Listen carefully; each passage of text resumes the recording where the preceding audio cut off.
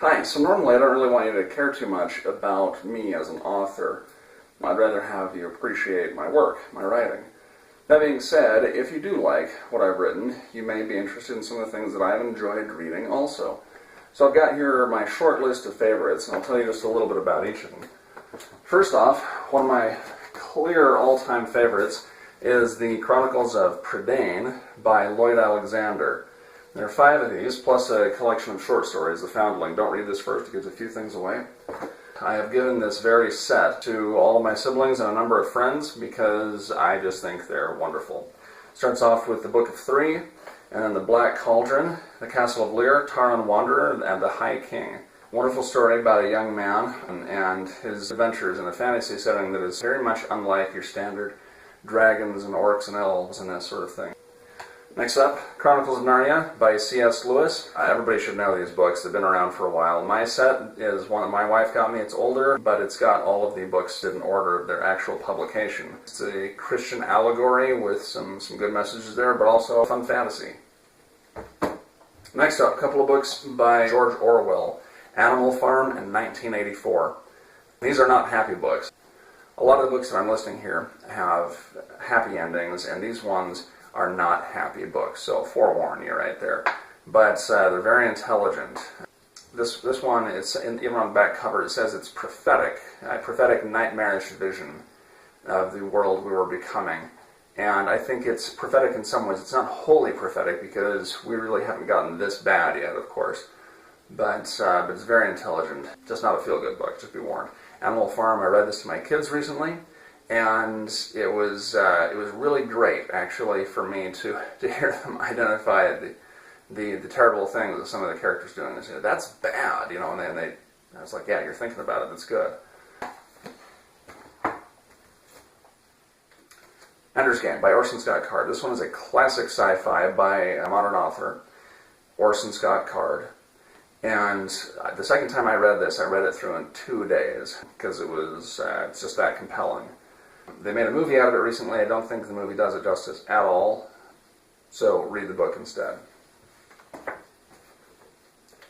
Next up, Pride and Prejudice by Jane Austen. Now you might think, well, that's a girl's book. What are you doing reading that? Well, I don't know. I like it.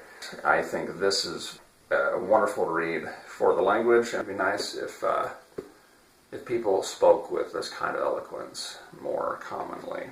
There's a reason it's a classic. Anne of Green Gables by L.M. Montgomery.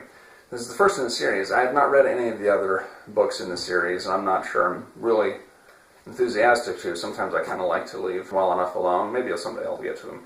A little while back, I read this to my children. It was the first time I had read it. Thoroughly enjoyed it. Anne's just a fun character, a great girl, and I rather like the depiction of the time, of the setting. So definitely worth a read. It was definitely fun to read to my kids. Last on my short list is The Great Gatsby by F. Scott Fitzgerald. This, to me, is one of the great misunderstood books. I have heard a lot of people talk about this book in a way that suggests to me that they don't understand what it's about. Maybe that sounds arrogant. I don't know. A lot of people will say, "Oh yeah, it's all about this partying, you know, the Roaring '20s, obscene amounts of partying." Or maybe they'll say, you know, it's about murder and adultery and these sorts of things. It's really not about any of that. Those are elements that appear in the book, definitely. But when you think about why Gatsby was holding these crazy parties and then why he suddenly stopped, then you can start to identify what it's really about. So also, beyond my short list, there are a few others that I can easily identify as stuff that I've enjoyed in the past. There's a lot of books that I haven't read, but I've read a few. So Dracula by Bram Stoker, I like that quite a bit. Other classics, this is part of one of our classic sets. The Phantom of the Opera by Gaston Leroux. The Adventures of Sherlock Holmes by Sir Arthur Conan Doyle, and I have to say there are a lot of other Sherlock Holmes works. We have the full set here in 2 volumes, and we've enjoyed all of this except for the original novel, A Study in Scarlet. That's pretty much worthless. It's inaccurate and unlike any of the other Sherlock Holmes works. So the other novels following it and the other short stories, of which there are quite a few, good read.